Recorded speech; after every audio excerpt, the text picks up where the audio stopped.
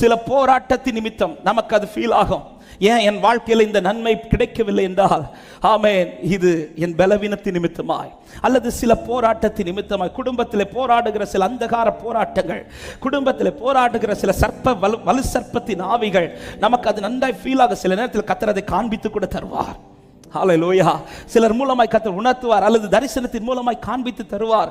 நமக்கு அது தெரியும், இந்த போராட்டத்தின் நிமித்தமாய் தான் இந்த பிரச்சனை என் லைஃப்ல இருக்கு. இதற்கு செய்ய வேண்டிய ஒரே சொல்யூஷன், ஜெபத்தை விட்டுறாதீங்க. ஹல்லேலூயா. ஜெபத்தை விட்டுறாதீங்க.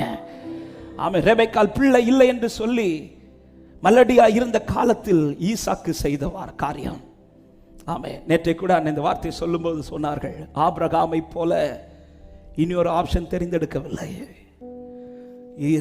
ஈசாக்குக்கு தெரியும், இந்த பலவீனம் மாறுறதுக்கும் இந்த கற்பம் திறக்கிறதற்கும் நான் ஒன்று செஞ்சா போதும், அவரை நோக்கி விண்ணப்பம் பண்ணினால் போதும்.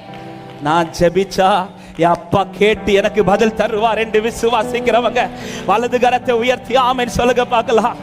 ஹல்லேலூயா. நான் ஜெபிச்சா அப்பா விடுதலை தருவார். ஜெபத்தை விட்டுறாதீங்க. பதில் கிடைக்கும் வரையிலும்